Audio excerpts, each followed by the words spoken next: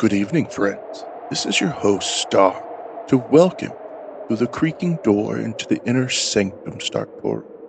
Come in, won't you? Come in. Sorry the place is such a mess.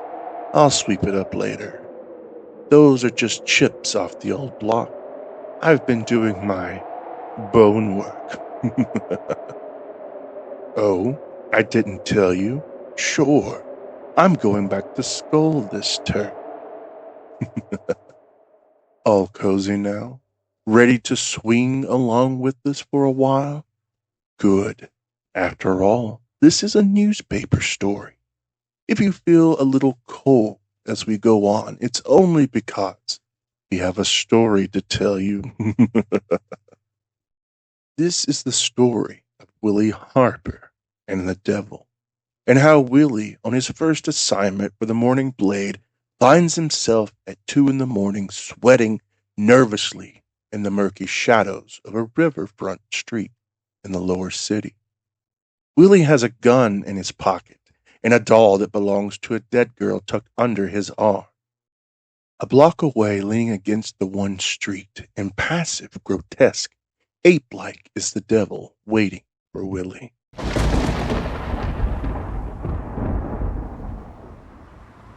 I keep saying this is 1948, and I keep saying this is Manhattan, and I keep saying whether you believe in the devil or not, you don't meet him until you're dead. But believe me, that's the devil out there under that lamp. At 3 o'clock, he's coming for me. Sure, you've got to think I'm crazy, standing around waiting to be killed, with a doll underneath my arm. This all started 10 days ago, around 5 in the afternoon at the city morgue. McGrundy, the night editor, sent me there on my first assignment. The morgue, he said, was a good place, he said, to start for stories. Looks like you might be in luck soon. How's that? Come around the table. What's your name? Will Harper. All right, Willie. Come down to the coolers with me. Unless I'm very wrong, I've got a story in there for you. The girl in locker number 7. Been here 4 days. Tomorrow we close the case on her. What does that mean, Mr. Jackson? It means, in spite of everything the police have been able to do, they can't find out her name, where she lived, or anyone who knew her. How was she found? Tugboat crew fished her out over the East River. Tomorrow she goes to the city burial grounds in a plain box marked Jane Doe. That's horrible. Just dying and nobody to... Do you think she was murdered? There's not a mark on her. Police say she wasn't, but I want you to look at her face and tell me what you think. This Jane Doe, see? This is where they have her. I want you to see her face, Willie. Tell me what you see in it. A strange emotion shook me. She didn't seem dead to me. Her skin was perfect ivory. Her hair was fine spun copper. Her lips twisted slightly. I blushed and turned away, imagining to myself what those lips must have looked like, with life's color in them. Jackson led me back to his office without speaking. As I lit a shaky cigarette, he fished a brown paper bag out of his desk. He handed it to me, tilting it forward as he did so. Mama! The devil? Yeah, and when they pulled her out, she was clutching this doll close to her. Even the doll hasn't helped trace her. The police are through with it. Mr. Jackson, you'll think I'm nuts, but I suddenly feel sore, boiling mad. I don't know why, but I think she was murdered. The look on her face. Kinda ask you to help. Yes. A dead girl nobody wants and a doll. There's your story, Willie. Too bad you didn't know her before. Yeah, thanks. Here, take the doll along with you. Mama!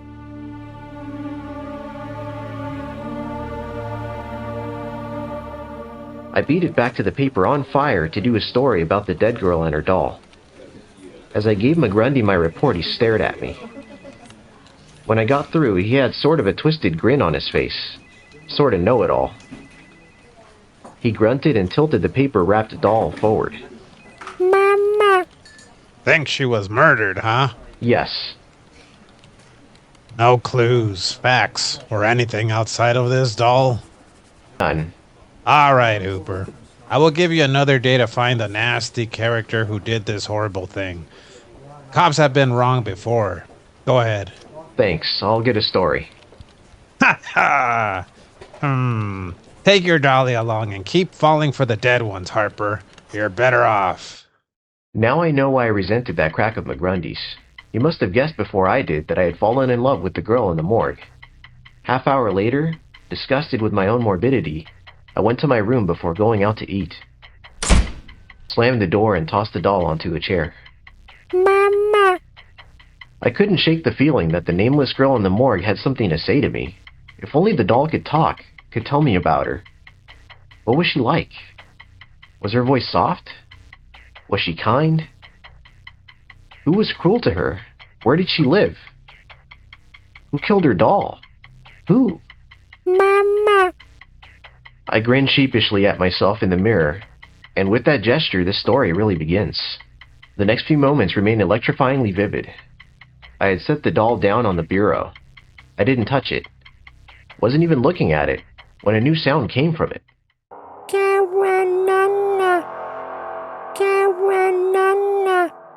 I stared at the crumpled, ridiculous little fool, almost afraid to touch it again, but I had to. I picked it up and tilted it limply.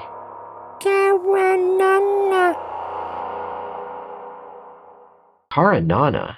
That's what I had heard, a sound. A sound only? No. Somehow I thought it was more than a sound.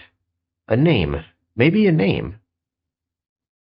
Half because I didn't want to stay alone with the doll any longer, and half on a hunch. I stuffed the doll back in its bag and went to the paper. I went straight to the reference room files. The doll stuffed under my arm. What are you looking for? I want to know if you've got anything in the files on someone named Karanana, spelled with a K or a C. Huh? It's funny. You seem amused. Don't tell me he's around again. If you got a lead on Karanana, you got some story. Oh? Will you get me the clips on him? I'll get you Maya's anthropology. I'm sure he's in there. Anthropology? Why, who is he? The devil.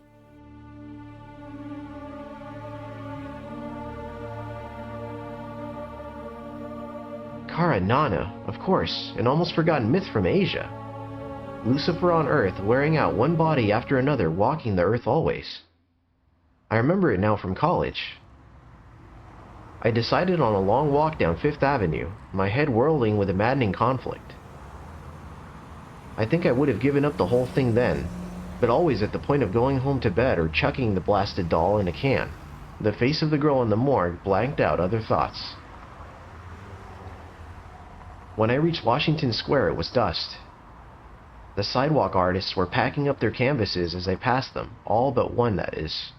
He was a tall, angular man with a completely bald head, whose 4 or 5 paintings had the advantage of a streetlight.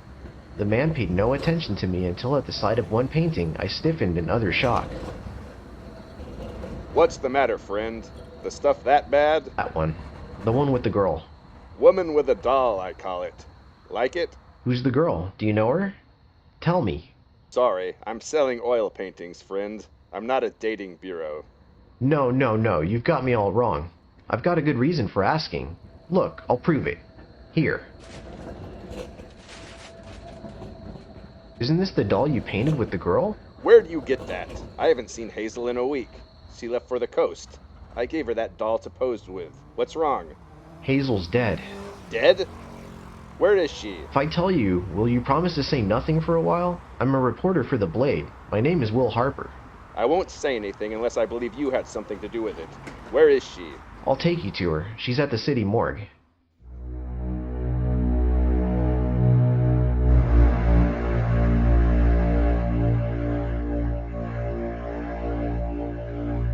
An hour later, we came out of the morgue.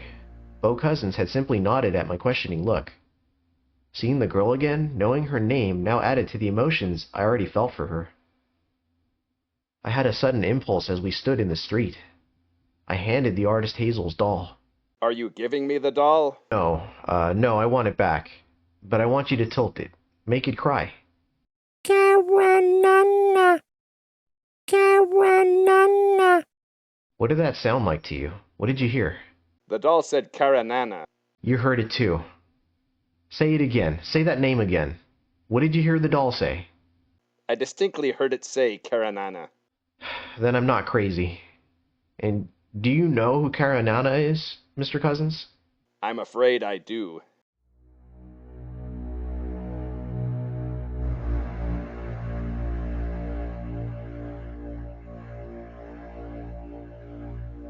It's the most fantastic coincidence I've ever encountered. Why? Do you know who Karanana is? The devil, Lucifer, Satan. Quite. I think we better go to my place to talk this out. Certainly if what I think is true, then no one will believe us. What do you think? That Hazel was murdered by Karanana.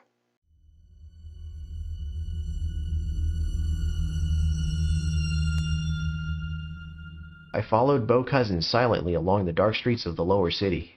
His long legs led us finally to a dingy, narrow, fish-foul street where we climbed an outside stair to a warehouse. You're in love with her, aren't you? An amazing circumstance to be in love with someone you met too late. I could have loved her, yes. I met her in the mission house, conceived the idea of painting her with a doll. Somehow it seemed right to me. Go on.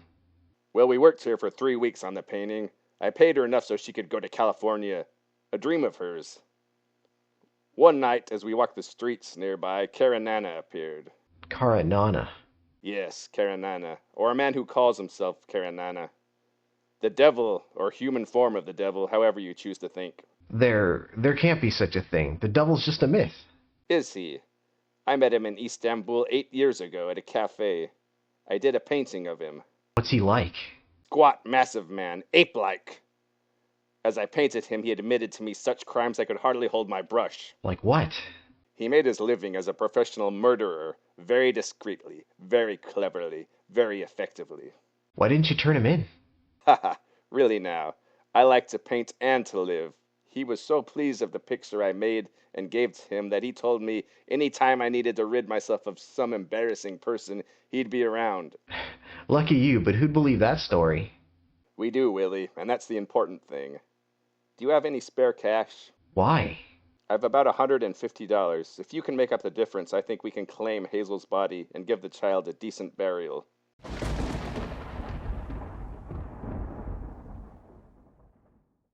I fixed it up with Jackson at the morgue. At 3 that afternoon, Bo Cousins and I, plus 2 gravediggers in the city cemetery, were watching a bright new casket being lowered into a new grave. Man that is born of woman hath but a short time to live, and is full of misery. He cometh up, and is cut down, like a flower. He fleeth as it were a shadow, and never continueth in one stay. In the midst of life, we are in death. Bo. I liked her too, Willie, very much. You're a nice guy, Willie. Wouldn't you rather go now? No, let's wait until she's covered over. I want to talk to you. I've just gotten an idea. I know how to get Karanana. And I will be very glad to see that you're buried next to Hazel here. I see things a lot clearer now that Hazel has a name and a past for me. If there's a man named Karanana, as you say, I think he's human. And that's an even chance. Maybe Karanana isn't the one. And I'll find out. In any case, do you want to help? In any short way of being discreetly disposed of, yes. Swell. Karanana said he'd do a little job for you when you wanted him, right? Yes. You get in touch with him and... Sorry, Willie. My Merchants of Death is unreachable. He shows up when he wants to. Alright, I'll wait. But when he does, you've got a murder for him to do. You have? Who? Me.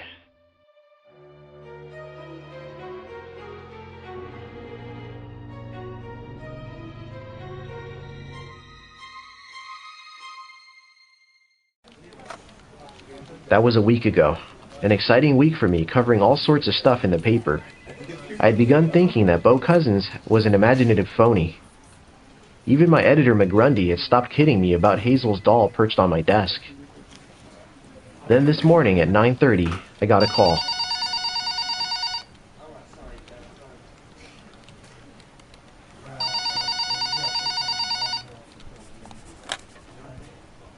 Morning, Blade. Will Harper here. Greetings and farewell, Willie. This is Bo Cousins.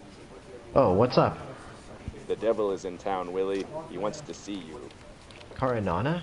Yes, I saw him last night. He was delighted to help me get rid of you. I see. I told him you were a reporter planning for a story about art. which tore my work to pieces. What's the matter, Willie? Change your mind? No. Did he say where? He never lets me in on the details, but he did say I'd be rid of you by 3 o'clock tomorrow morning. Bo, I'll be seeing you. Quite seriously, Willie. I hope so. Remember, bullets don't work on some things. Goodbye. So long. By 3 this morning, he said. I didn't know where, exactly when, or if I could get the drop on the devil and force the truth about Hazel out of him. I stuffed the doll into a bag and started out, but McGrundy caught me. Harper. Yeah?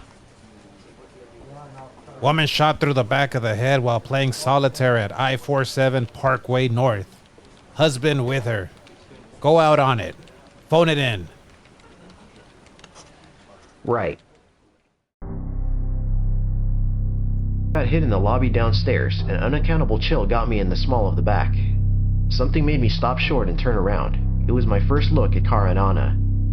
He was leaning against a phone booth, a heavy-set, ill-shaped man whose arms sloped weirdly from his neck into a heavy stump. He was eyeing me impassively. The game was on, I knew. I grabbed a cab to get my story just the same. I phoned the stuff in from the cigar store across the street.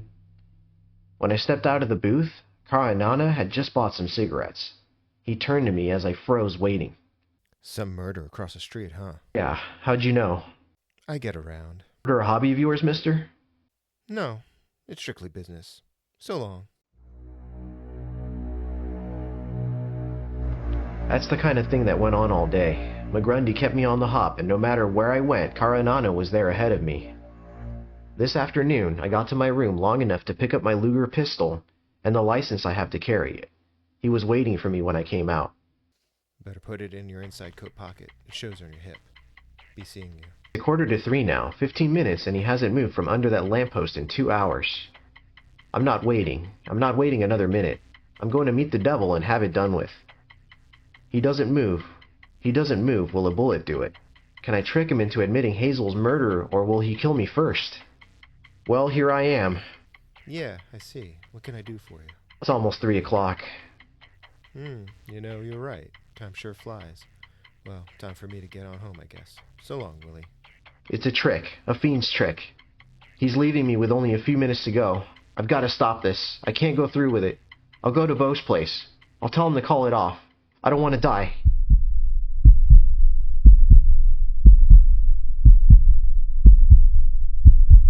Beau, I was running for your place.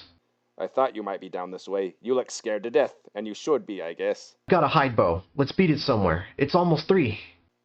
All right, quick, across the street, Willie. There's a broken down pier there. It's dark here, Willie. We'll be safe for a while. You've certainly worked yourself up. Is the doll there? Yeah, I don't know why I carried it. I'm glad you did. You have your gun with you? Yeah, my Luger. Let me have it. You're too wrought up. Here. Good. Now be still a moment.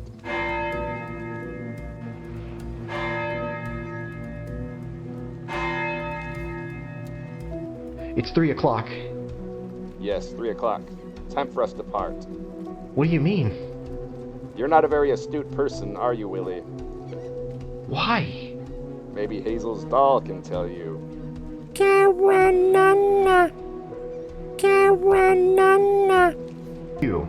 No. No, Beau, this is crazy. The water that received Hazel is at your back, Willie. The time is 3, and tomorrow you will be fished out with a doll under your arm. You're Karanana. Quite. Farewell, Willie. Hazel, poor sweet child, learned the same truth by accident. You dirty, filthy.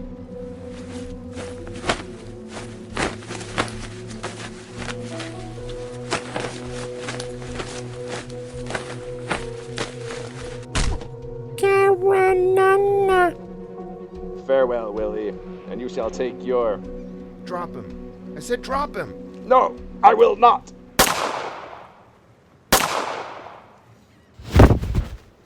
Nanakara never dies. How's that head feel now, Willie? Better, Mr. McGrundy. My professional pride hurts more. Well, it needn't. You followed through like an old-timer, didn't he, Inspector McShay? He'll do. How could I have taken you for the devil, Inspector McShay? I've been called worse. Did you know where I was going to be through all that? Where I was going to be in the end? Well, I cover the morgue, Willie. When a young guy decides to claim a corpse, it's time to follow up on it.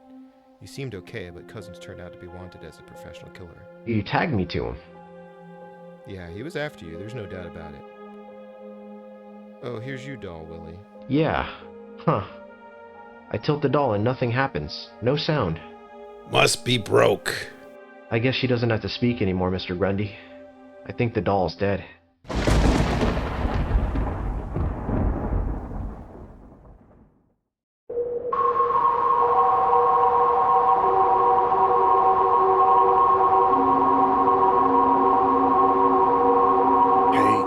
psst, wanna buy a doll?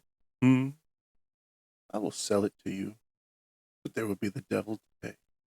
Take a tip from Willie Harper. There is no romance at the morgue.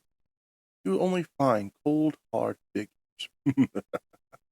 Now, if you'll excuse me, I've got a date with Hazel's doll. She promised to help me in a grave situation. I've just got to dig up something for next month's show. I think if we work hard enough, we'll turn something up, don't you? Good night and pleasant dreams. This was the Sanctum Starktorum.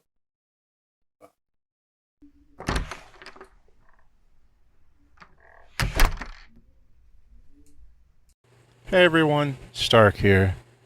I want to first apologize. I've been sitting on this episode for months, and you guys have been waiting and waiting and waiting, and I am so sorry. To be honest with you, life happened. In the time, I've done 3 plays. I did the winter show at the Roxy. I did Junie B. Jones and not Matilda, but Annie. And my grandparents were bad health. It's just been a hectic thing, and you know that I've moved into my friend's camper. But thank you for being patient. Episode 4, I've told all my friends who's close to me that I felt like this episode was cursed like the doll.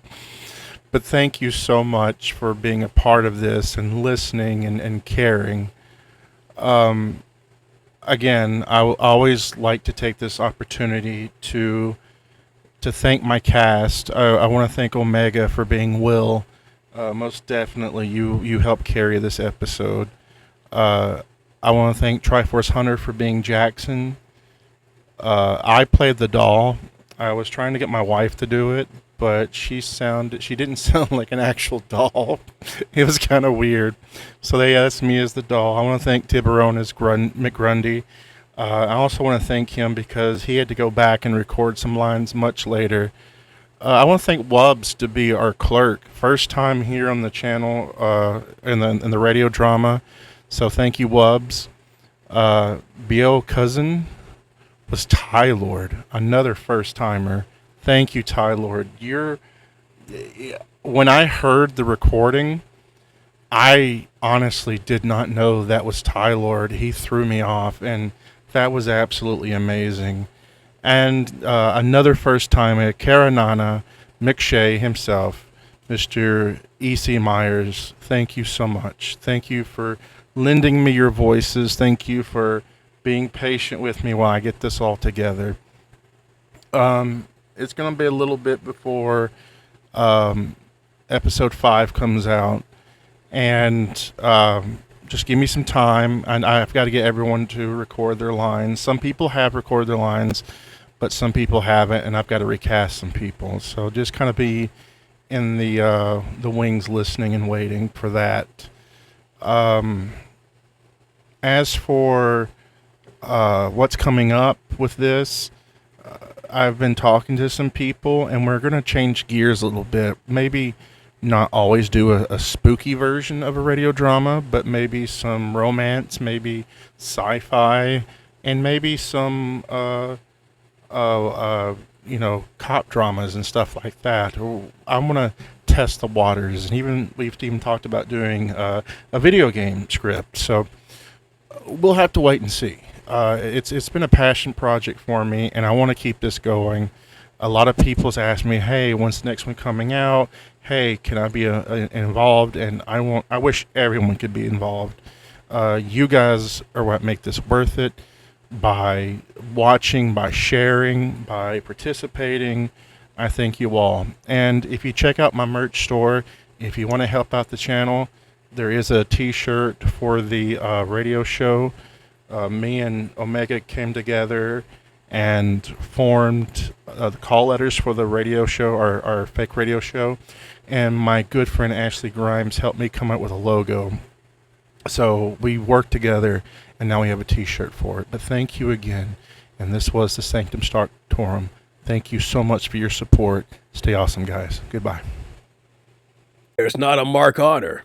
Police say she wasn't, but I want you to look at her face and tell me what you think, because I'm never gonna give you up, never gonna let you down, never gonna run around and hurt you. Yeah.